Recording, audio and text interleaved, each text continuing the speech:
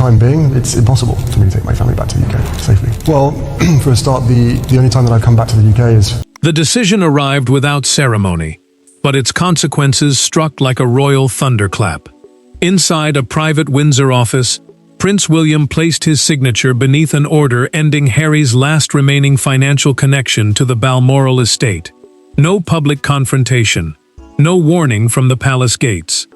Just one controlled movement of a pen, and a final family lifeline disappeared. For Harry, this was not merely lost money. It was exile made permanent. Before we go deeper into what this really means for the royal family, make sure to subscribe so you don't miss a single update. William kept his hand beside the document, but he did not look relieved. The estate directive, an internal instruction governing money and services, terminated an annual distribution that had covered access planning, security coordination, and administrative support for his brother. That arrangement had survived Harry's departure because it came through a private family trust, not the sovereign grant, the public funding used to support royal duties. Now that distinction could no longer protect him. The prince read the final paragraph again. Balmoral was not simply an estate in Scotland. It carried childhood summers, private family rituals, and memories of Queen Elizabeth II, the late monarch who had made the retreat feel like a refuge. William understood that closing the account would strike far beyond Harry's finances. It would tell him that one of his last practical connections to the family he had left behind was gone. Still, the future king lifted the pen. He hesitated once. Then he signed. Harry received the news during an early morning call. He said nothing at first. The Duke walked away from the table, listened as the estate administrator read the decision, and finally asked one question: had William approved it personally? The answer came without hesitation. Yes. His brother had authorized every part of the cutoff. A documented estate memorandum made the judgment even harsher. The arrangement had not been paused. It had been permanently closed, leaving no automatic path back through reconciliation or changed circumstances. The same instruction also removed Harry's access to a small Balmoral administrative account, known only to senior family advisors. That hidden channel had once allowed sensitive requests to be securely managed without public attention. Now it no longer existed. One sentence, however, changed the meaning of everything. The memorandum referred to repeated misuse of private estate expectations. William had not acted over money alone. Something had happened behind closed doors, something serious enough to turn hesitation into final resolve. Harry had lost the account in a single morning, but the deeper wound had been growing for years, and exposing it would force both brothers back into the past they had never escaped. Long before Balmoral became the ground on which William drew his final boundary, it had been the one place where the brothers could briefly escape the machinery of royalty. They walked the same hills, mourned the same mother, and once trusted each other without reservation. Now one controlled the gates, while the other stood outside them. Beneath the financial language was a devastating truth. The estate had become the measure of everything they had lost. William could still remember walking beside Harry near the River Dee, arguing, laughing, and forgetting for a few precious hours that the crown shaped nearly every part of their lives.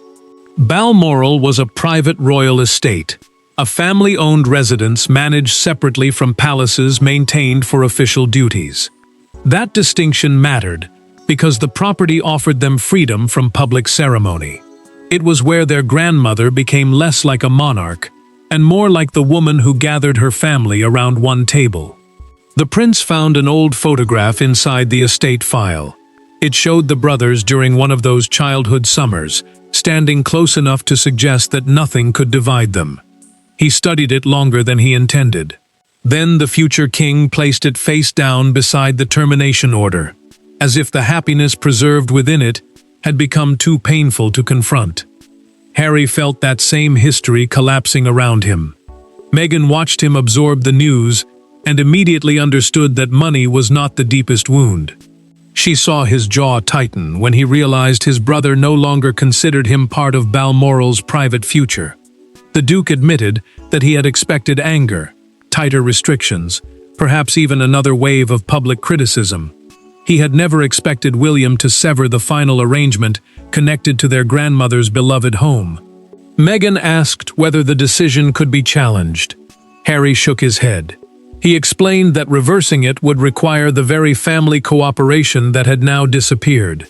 For him, the annual distribution had become proof that one narrow path remained open. For his wife, however, it had become a chain connecting their present life to a royal past that continued to hurt him. A recorded conversation soon exposed another layer. During a recent call with the estate administrator, Harry had asked whether the private distribution could support a future family visit. The official confirmed in a documented summary that the request went far beyond accommodation. It included expanded security, a protected residential wing, and ceremonial recognition, normally reserved for working royals.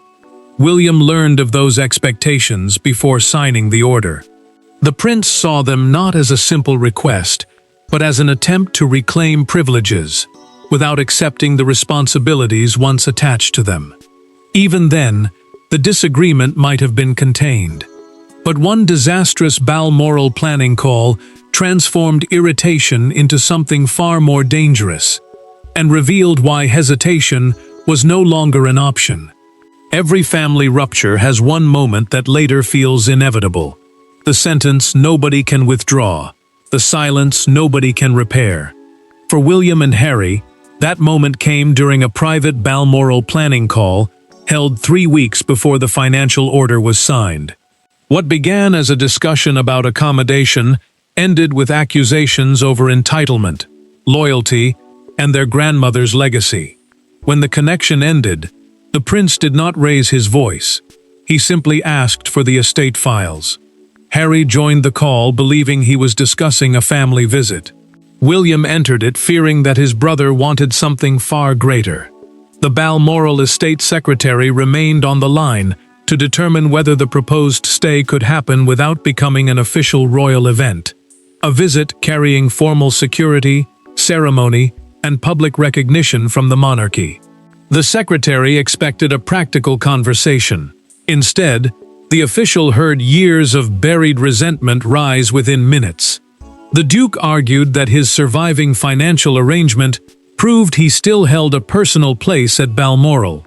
To him, the account was not an administrative favor. It was evidence that the family had never fully shut him out. The future king rejected that interpretation. He described the arrangement as a limited courtesy designed to manage private requests discreetly, not permanent recognition of status or access. Harry then made the demand that changed everything. Meghan and their children, he insisted, should receive the residential wing once used by senior working royals, along with a protected security perimeter and a formal arrival protocol. He argued that anything less would expose his wife to humiliation and treat their family as outsiders. The prince answered that private affection could not be converted into institutional privilege, special access granted because someone still performs official duties for the crown. William kept his voice controlled, but Harry heard rejection in every word. The Duke accused his brother of using control over Balmoral to erase him from the family. Meghan, he said, would never accept a visit designed to remind her that she no longer belonged. The future king removed his glasses, placed them beside the telephone, and finally asked whether his brother was requesting a visit or asserting a right. Harry did not hesitate. "I should not have to request what was always part of my family." Silence followed. A written account prepared by the estate secretary immediately after the call recorded the final exchange in stark detail. The Duke warned that refusing the arrangements would prove the palace had never genuinely intended reconciliation. William heard an ultimatum. His brother realized too late that he had delivered one. The prince ended the call, and instructed the secretary to identify every remaining financial, administrative, and access-related connection attached to Harry. Days later, the Duke attempted to arrange another private conversation, but no answer came. The Balmoral call had created the fracture.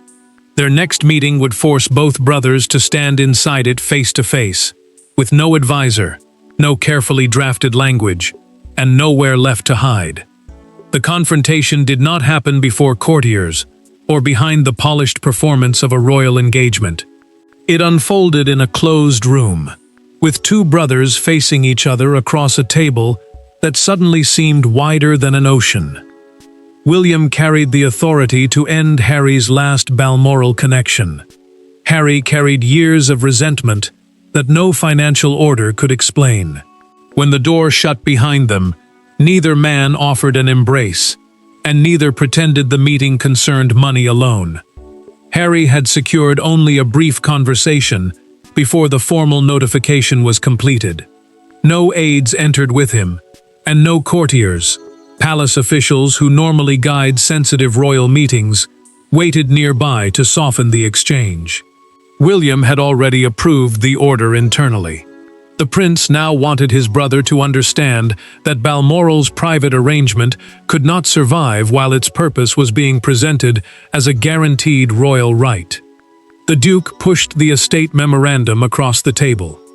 The document was an official written record explaining what would end, when it would end, and why the decision had been authorized. Harry pressed one finger against the final paragraph and asked whether William truly intended to remove the last provision their grandmother had allowed to continue. William did not look away. He refused to blame advisors, trustees, or estate administrators. The future king said the decision belonged to him alone. That admission stripped Harry of the chance to treat palace staff as the hidden architects of the cutoff. His own brother had chosen it. His own brother was prepared to defend it. Harry accused him of confusing responsibility with revenge. The Duke argued that the financial arrangement had cost the estate little, but carried enormous emotional meaning. William's composure finally cracked. He answered that family trust could not survive repeated pressure through private financial channels, especially when every exception was being transformed into proof of permanent entitlement.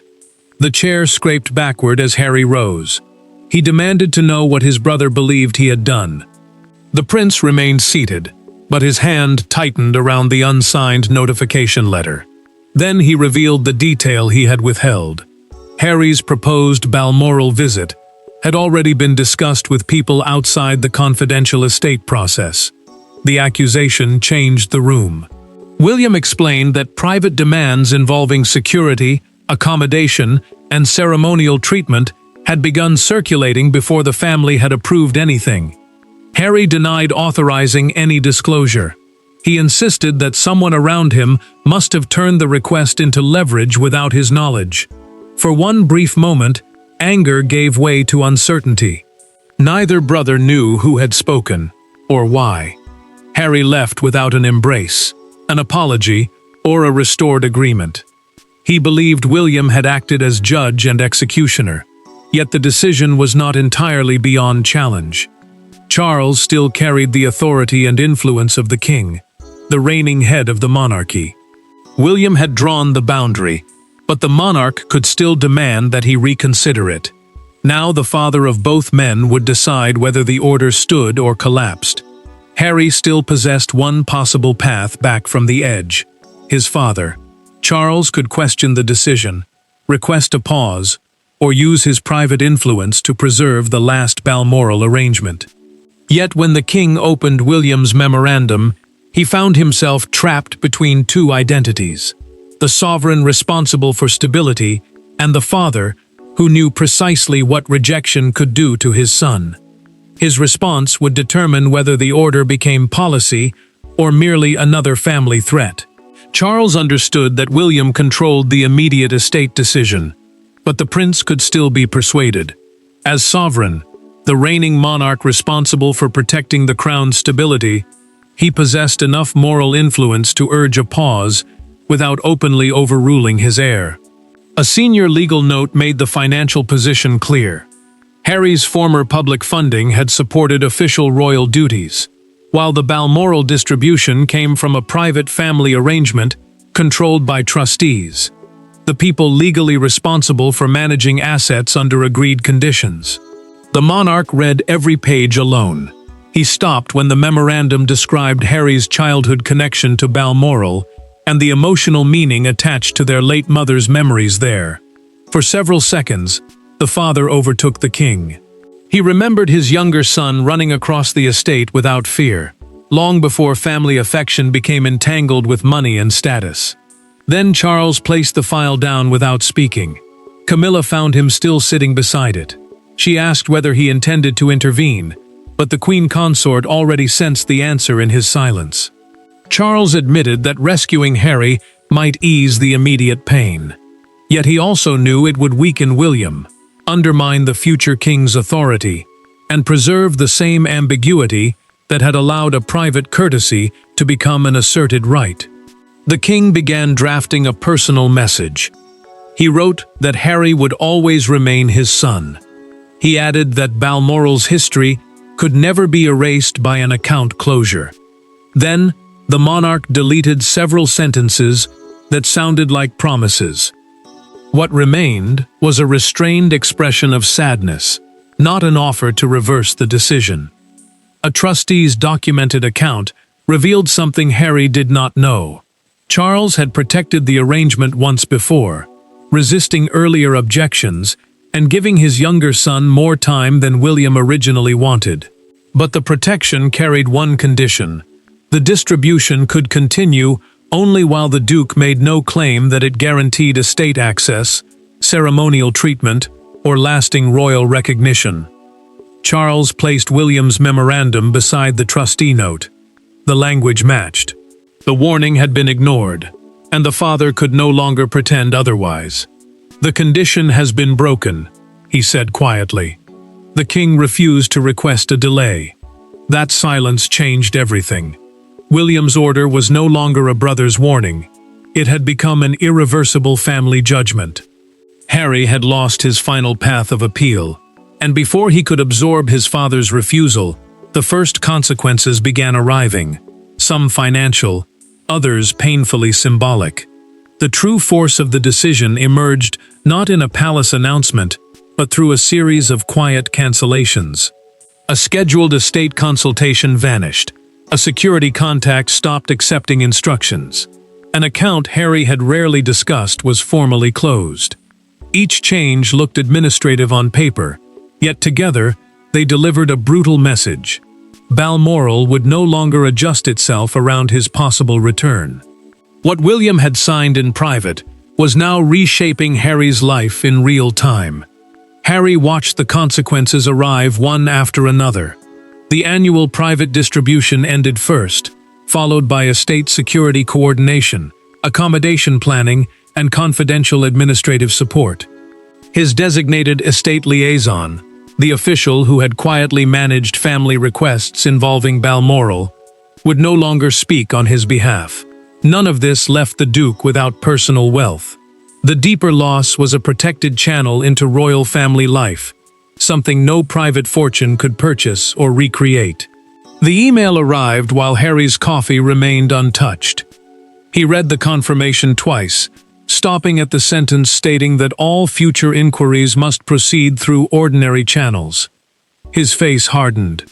Then the Duke closed the laptop and moved away from the table, as though the words had made the room unbearable. Meghan urged him to separate emotional rejection from practical reality. She reminded him that their family could arrange its own travel, accommodation, and protection without palace assistance. Harry answered that she was missing the point. The arrangement had been the last evidence that Balmoral's door had never completely closed. Meghan heard the pain beneath his anger, but she could not offer the reassurance he wanted. William received his own confirmation hours later. The accounts had been settled, the security instructions withdrawn, and the administrative connection officially removed. Yet the prince felt no triumph. He walked toward the window, and asked whether Harry had acknowledged the notification. When told that his brother had remained silent, the future king lowered his head. Victory had never felt so much like grief. One payment, however, remained unresolved.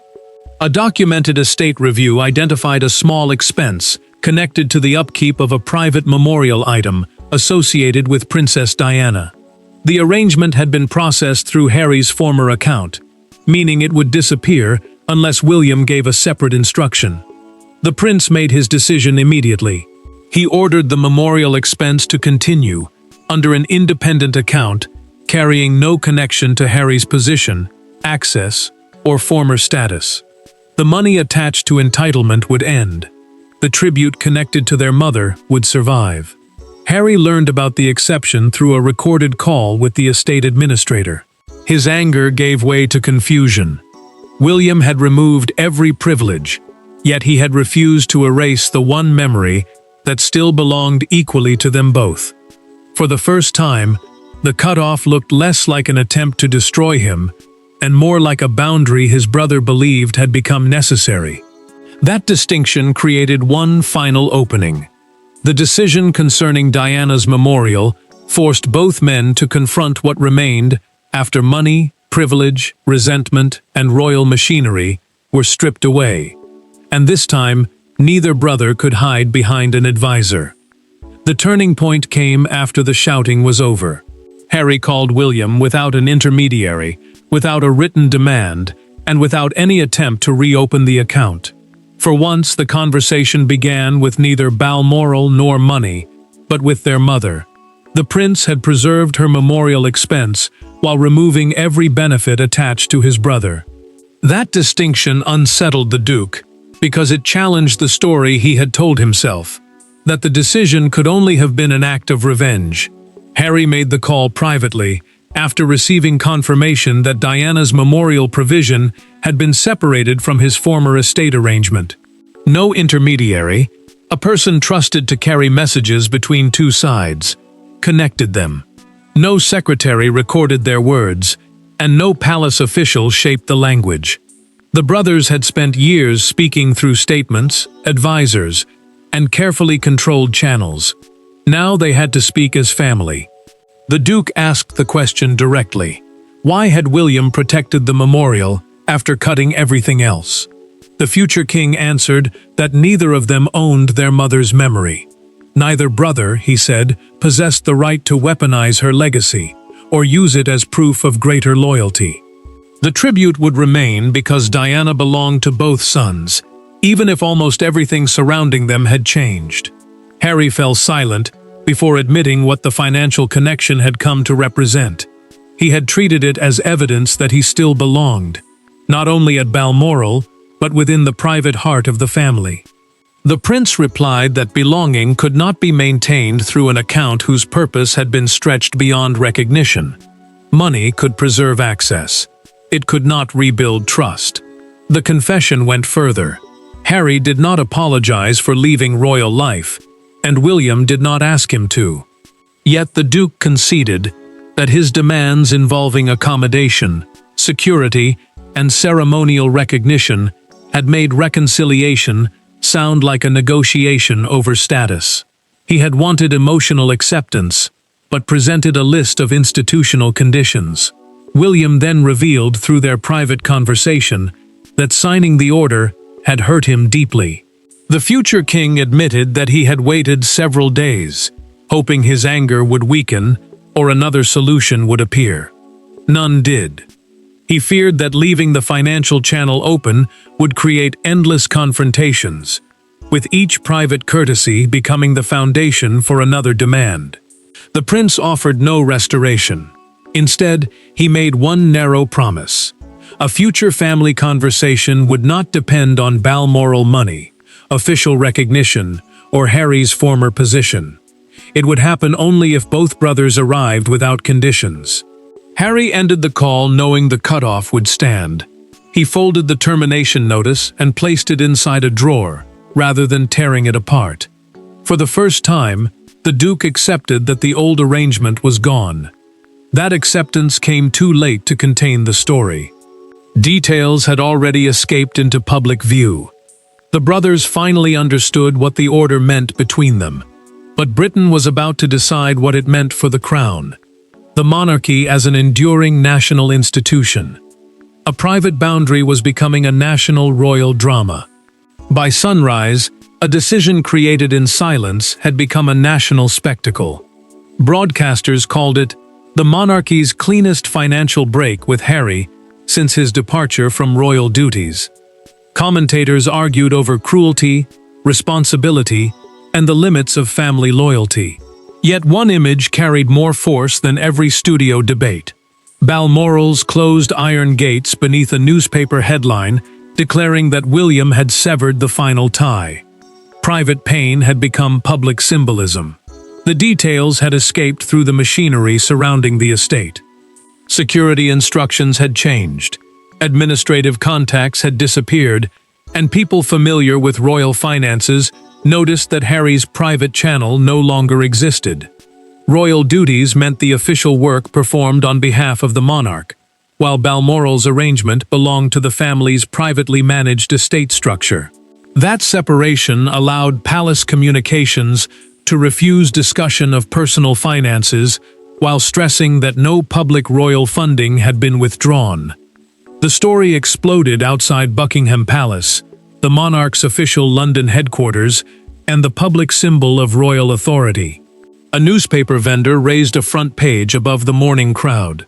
"The last Balmoral link is gone," it declared, beneath photographs of William and Harry facing opposite directions.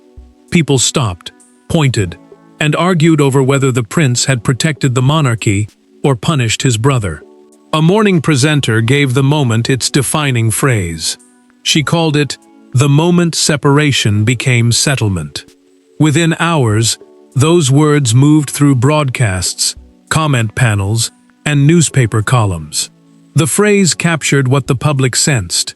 Harry's departure had once seemed temporary and emotionally unsettled. William's order now gave that separation a permanent financial shape. William watched part of the coverage beside Catherine. The princess heard commentators describe the cutoff as a decisive victory for her husband, but she saw no satisfaction in him. When one guest claimed the future king had finally defeated his brother, he switched off the television. Catherine remained beside him as the silence returned, understanding that public praise could not turn family loss into triumph. Harry saw the same headline and reached for his phone. He wanted to issue an angry statement exposing the pain behind the decision. Meghan stopped him. She reminded the Duke that public retaliation would recreate the exact pressure that had destroyed the arrangement. Harry resisted, but she held her ground. The Duchess knew one furious response could erase the fragile understanding reached between the brothers. The palace prepared for private financial details to emerge. Instead, Harry's representative released one restrained sentence, acknowledging that his personal estate arrangements had ended. No accusation followed. No confidential figure was exposed. That silence changed the public mood. What began as another royal battle slowly appeared to be the conclusion of an arrangement that could no longer survive. Neither brother tried to reverse or exploit the decision. The headlines had delivered their judgment loudly, but the final meaning would be found in what William protected, what Harry surrendered, and what the monarchy refused to carry forward. In the end, Harry was cornered not because he lacked wealth, influence, or a public voice, but because every path back to the old arrangement had disappeared. William would not reverse the order. Charles would not overrule it. The trustees would not preserve an account whose meaning had been transformed. Balmoral remained physically unchanged, yet the family map surrounding it had been redrawn. For the first time, separation carried a permanent financial consequence, and both brothers accepted it. The judgment was final. The trustees, the people legally responsible for managing the private family arrangement, confirmed through a documented closure notice that the Balmoral distribution had been permanently terminated. No appeal remained. No temporary restoration, replacement account, or hidden compromise waited behind palace doors. Harry could speak with his family again, but any future contact would have to be personal, freely offered, and separated from the financial structures attached to his former royal position. Harry grieved because the loss felt like the closing of a childhood home. The Duke had never needed the money to survive, but he had needed what it represented, a protected place within the world he had left. Now he understood that clinging to the account had trapped him between two lives: the independent future he had chosen, and the royal identity he still wanted his family to recognize. William felt no satisfaction. The future king had succeeded in establishing a boundary, yet success carried the weight of suffering. He had proved that affection could not demand endless institutional concessions, special financial or ceremonial exceptions granted through the monarchy. But the prince also knew that protecting the crown had required him to wound his brother. Charles carried a different sorrow. The king had refused to rescue his younger son, and the decision would remain with him. Yet the monarch accepted that intervention would merely have postponed the same confrontation. Saving Harry from one consequence would have preserved the confusion that had damaged both brothers for years. William received the completed closure file and paused over the photograph he had placed face down. The prince turned it upright again. Two brothers still stood together in that captured childhood moment, untouched by the bitterness that followed. He preserved the memory without reopening the financial bond. Diana's memorial provision delivered the final distinction. Their mother's tribute survived because shared grief belonged to both sons. Entitlement did not. Financial ambiguity did not. Inherited access did not. Harry had lost his last funded connection to Balmoral, but the deeper ending was the death of his expectation that the old royal world would always reserve a place for him. The monarchy had chosen clarity over guilt. Money ended, memory survived, and the brothers were left with something harder, but more honest, than inherited privilege. Whatever personal relationship they could build without it. Thanks for watching. Please don't forget to like and subscribe, and we will see you in next one.